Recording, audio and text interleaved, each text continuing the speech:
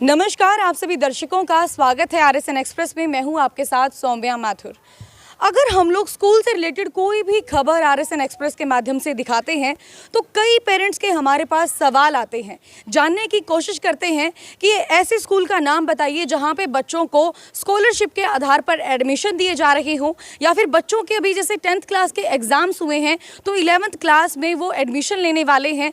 तो ऐसे स्कूल का नाम बताइए जहाँ पर 11th क्लास के लिए बच्चों को गाइड किया जाता हो कि उन्हें कौन सी स्ट्रीम लेनी है, कौन से फील्ड में जाकर बच्चे अपना करियर बना सकते हैं। इन्हीं सभी सवालों के हम जवाब जानने के लिए आज पहुंचे हैं Saint Sophia senior secondary school में, जो सेक्टर 15 में मौजूद है। और इसके साथ ही हमारे साथ मौजूद है वर्षा राणा जी, जो Saint Sophia senior secondary school की प्रिंसिपल है। मैम, सबसे पहले आपका स्वागत है आरएसएन एक्सप्रेस में। नमस्कार, थैंक यू जी। तो मैम, सबसे पहले मैं यही जानना चाहूँगी कि जैसे बच्चों के अभी 10th क्लास के एग्ज़ाम्स हुए हैं, बच्चे 11th में एडमिशन लेना चाहते हैं, लेकिन सवाल सबसे बड़ा खड़ा होता है पेरेंट्स को लेकर। पेरेंट्स कन्फ्यूज़न में है कि बच्चों को आखिर कौन सी स्ट्रीम में एडमिशन दिलवाना चाहिए। बच्चों की उस कन्फ्यूज़न को दूर करने के लिए, पेरेंट्स की उस कन्फ्यूज़न को दूर करने के लिए Saint Sophia senior secondary school किस तरह से बच्चों की और पेरेंट्स की मदद कर रहा है? वाकई ये 10th के एग्ज़ाम के बाद एकदम से बच्चों के लिए और पेरेंट्स के लिए बड़ा दोराहे वाला सीन होता है कि हर बच्चा, हर पेरेंट्स ये सोचता है कि अब क्या स्ट्रीम लें जिससे आगे आने वाले समय में उनका एक कैरियर बहुत अच्छा बन सके। और हम लोग जो सजेस्ट करते हैं वो यही करते हैं कि जो भी बच्चे के अंदर टैलेंट है उसको उभारें और उसके अकॉर्डिंग सब्जेक्ट लें।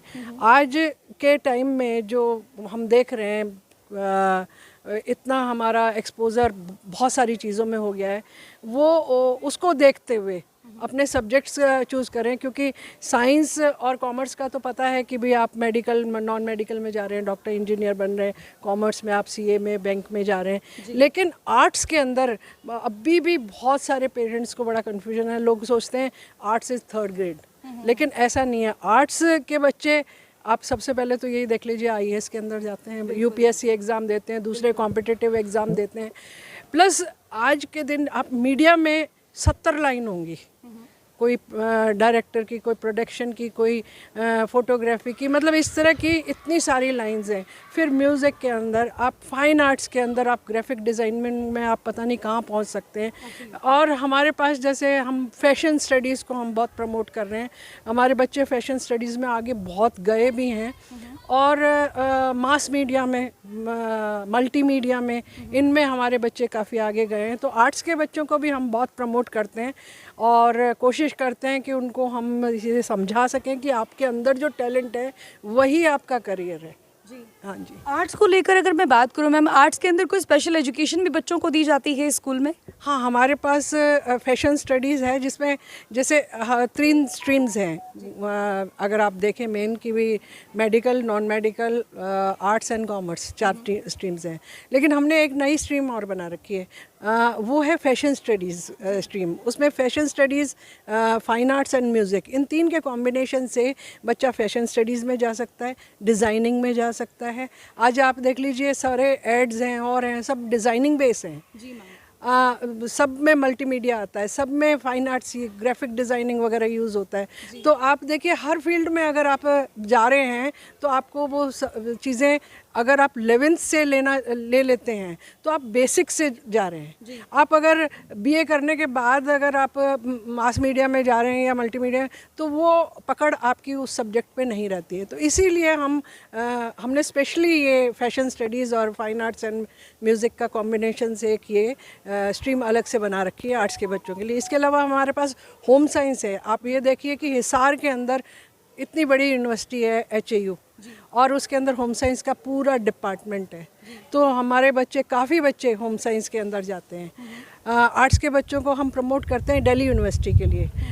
इस साल तो अभी इनका कॉमन एंट्रेंस टेस्ट हो गया है, अदरवाइज़ मेरिट पे होता था। हम खुद जाते थे उनके एडमिशन करवाने के लिए, उनको पूरा गाइड करते थे। बॉम्बे भी मैंने मास मीडिया के लिए लगभग 15-20 बच्चों का एडमिशन मैंने खुद कॉलेजेस में जाके करवाया है। तो हमारा काम केवल 11th-12th तक नहीं है, उससे आगे भी है। हम जब तक बच्चा 12th के बाद कहीं सेटल नहीं हो जाता, हम लोग एक तरह से रेस्ट नहीं लेते। हम कोशिश करते हैं कि उनको कहीं ना कहीं प्रॉपर जगह पे पहुंचा दें जिससे वो कर सके। इसके अलावा आप ये देखिए कि एक प्लेयर है, वो गेम में उसका इंटरेस्ट है, तो गेम के बच्चों को हम कहते हैं कि अगर आप गेम ले रहे हैं तो आप फिजिकल एजुकेशन लाइन में जाइए। आप बीपीएड एमपीएड भी अगर आप करते हैं तो उसमें भी आपकी गवर्नमेंट जॉब्स वगैरह बहुत अच्छी हैं। और गेम्स के जो हमारे बच्चे हैं जो नेशनल इंटरनेशनल खेलते हैं उनको गवर्नमेंट वैसे ही रेलवेज़ में, पुलिस में काफ़ी अच्छी नौकरियां दे देती हैं। तो मेरा कहने का मतलब है कि आर्ट्स का जो आपका फील्ड है वो बहुत वास्ट है। बहुत सारे सब्जेक्ट हैं जिनको आप ये देखिए कि जैसे राइटिंग में यूके से में हमारा एक स्टूडेंट राइटिंग में करके आया।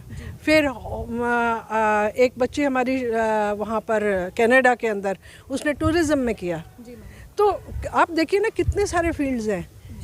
तो जो बच्चा साइंस करना चाहता है मन से वो करे, ज़रूर करे, क्योंकि डॉक्टर इंजीनियर भी तो चाहिए हमें।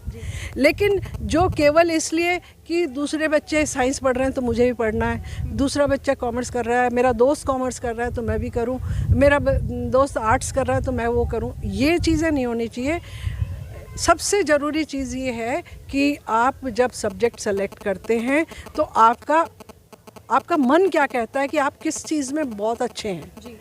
जिसमें आप बहुत अच्छे हैं उसके अकॉर्डिंग सब्जेक्ट चेंज करेंगे तो आगे पढ़ने में भी मन लगता है, आपकी पॉजिटिव वाइब्स आती हैं और आप अपने सब्जेक्ट्स को पॉजिटिवली लेके अपने करियर के बारे में भी बहुत पॉजिटिव सोचते हैं। तो अगर मैं बात करूं Saint Sophia senior secondary school की, तो बहुत सारी बातें हमने सुनी थी और आज हम लोग क्लैरिफिकेशन लेने के लिए प्रिंसिपल वर्षा राणा जी के साथ मौजूद हैं।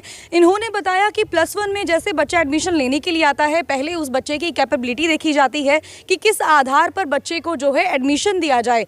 उसके बाद जब +1 +2 में बच्चा पास हो जाता है, पास होने के बाद 12th क्लास करने के बाद करियर काउंसलिंग करवाई जाती है ताकि बच्चा अपना करियर आने वाले समय के अंदर, भविष्य के अंदर सुधार सके, बना सके। मैम, एडमिशन की बात चल रही है, साथ में मैं यह भी जानना चाहूँगी कि क्या Saint Sophia senior secondary school में स्कॉलरशिप के आधार पर भी जो है बच्चों को एडमिशन दिया जाता है?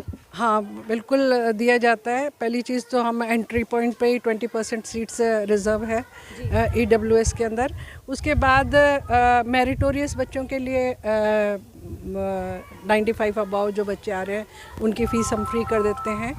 और इसके अलावा गर्ल चाइल्ड में भी हम लोग 1 गर्ल चाइल्ड जो होती है उनमें भी हम कुछ कंसेशन करते हैं। एंड इसके अलावा आपके प्लेयर्स नेशनल और इंटरनेशनल वाले बच्चों के लिए फ़ी कंसेशन स्कॉलरशिप के रूप में किया जाता है। जी, कोई मैसेज मैम जो आप पेरेंट्स को और बच्चों को हमारे चैनल के माध्यम से देना चाहते हो? हाँ, मैं सभी पेरेंट्स को और बच्चों को यही कहना चाहती हूँ कि ये जो 10th के बाद का टाइम है वो आपके लिए वाकई कंफ्यूजिंग है। तो अगर आपको किसी भी तरह की हेल्प चाहिए सब्जेक्ट चूज़ करने में, आपकी काउंसलिंग करानी है तो स्कूल आएँ। शिल्पी राणा मैम सबकी काउंसलिंग करती हैं, उन्होंने काउंसलिंग में अपना मास्टर कर रखा है और वो प्रॉपर काउंसलिंग करेंगी। उनके अंदर क्या है क्या नहीं है उससे उनसे बच्चों से ही क्वेश्चन करके उनमें से वो निकालती हैं कि वो किस चीज़ में बहुत अच्छा कर सकता है। तो आए किसी भी टाइम। और अभी हम 11th क्लास की क्लासेस मंडे से लगानी शुरू कर रहे हैं और जो जून तक चलेंगी, कुछ 10-15 तारीख तक। तो क्लासेस भी लगाएंगे जिससे इन 15 दिनों के अंदर बच्चा सेट हो पाएगा। उसे साइंस में बैठ के देखना है तो साइंस में बैठ के देख के, वो नहीं ठीक लगा तो अपना कॉमर्स देख ले, आर्ट्स देख ले। तो ये 15-20 दिन इनको इस तरह से भी मिल जाएंगे कि भी वो अपने सब्जेक्ट्स को अच्छी तरह से, उन सब्जेक्ट्स को पढ़ के देख लेगा कि वो उनके समझ में आ रहे हैं या समझ से परे हैं और अपने हिसाब से वो चूज़ कर पाएंगे। और साथ ही थोड़ा सिलेबस भी हो जाएगा क्योंकि कोरोना से सबको डर लगता है कि पता नहीं कब आके खड़ा हो जाए, तो अपना टाइम ज़्यादा से ज़्यादा यूज़ किया जाए। तो मैम, मैं साथ ही साथ आपसे जानना चाहूँगी, अगर मैं Saint Sophia senior secondary school की बात करूँ तो कई सालों से ये अपनी सेवा जो है लोगों को, जनता को देता आ रहा है। पेरेंट्स के विश्वास पर खरा उतरने के लिए और कायम रखने के लिए Saint Sophia senior secondary school के द्वारा किस तरह के कदम उठाए जाते हैं? 1983 में शुरू किया था, 40वें साल में हम हैं और 40 साल मतलब 4 दशक बहुत छोटा पीरियड नहीं है और इसमें हमने बहुत उतार चढ़ाव भी देखे हैं।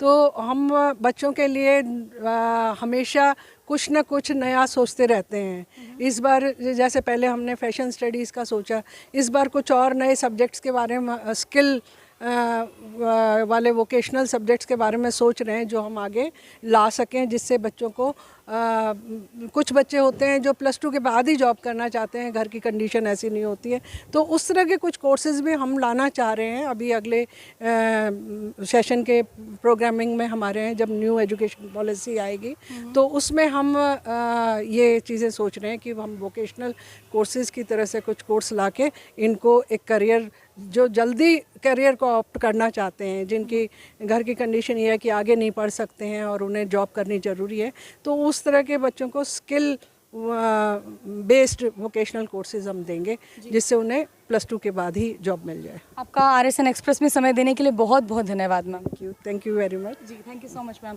तो जैसे हमने प्रिंसिपल वर्षा राणा जी से बात की तो इन्होंने एक एक बात को बड़ी गहनता के साथ समझाया। इन्होंने बताया कि 10th क्लास के बाद जब पेरेंट्स कंफ्यूजिंग सिचुएशन में होते हैं, बच्चे कंफ्यूजिंग सिचुएशन में होते हैं, तो Saint Sophia senior secondary school में किस तरह से काउंसलिंग की जाती है, बच्चों को गाइड किया जाता है, पेरेंट्स को गाइड किया जाता है। इसके साथ ही जब बच्चे यहाँ से 12th पास करने के लिए जाते हैं तो उनके लिए करियर काउंसलिंग करवाई जाती है, ताकि बच्चे को गाइड किया जा सके कि भविष्य में अपना करियर किस तरह से बनाना है। और जहाँ तक हमने स्कॉलरशिप के बारे में सुना था कि Saint Sophia senior secondary school में स्कॉलरशिप दी जाती है या नहीं दी जाती, या फिर स्कॉलरशिप के आधार पर एडमिशन दिए जाते हैं या नहीं दिए जाते, उसको लेकर भी बड़ी गहनता के साथ बात हुई है। और मैम ने बताया भी है कि जो नेशनल और इंटरनेशनल लेवल के प्लेयर्स हैं, या कुछ बच्चे ऐसे हैं जो गरीबी रेखा से नीचे हैं, या फिर कुछ बच्चे ऐसे हैं जिन्होंने अपने 10th में हाईएस्ट मार्क्स प्राप्त किए हैं, तो इन बेसिस के ऊपर जो है बच्चों को यहाँ पर स्कॉलरशिप के आधार पर एडमिशन भी दिए जाते हैं। इसी के साथ मैं सभी पेरेंट्स से ये भी रिक्वेस्ट करना चाहूँगी कि अगर आपके मन में और भी कोई सवाल है जो आप हमारे माध्यम से जानना चाहते हैं उसका जवाब, तो नीचे दिए गए कमेंट बॉक्स में आप अपनी प्रतिक्रिया, अपना सवाल जरूर से जरूर लिख कर दें।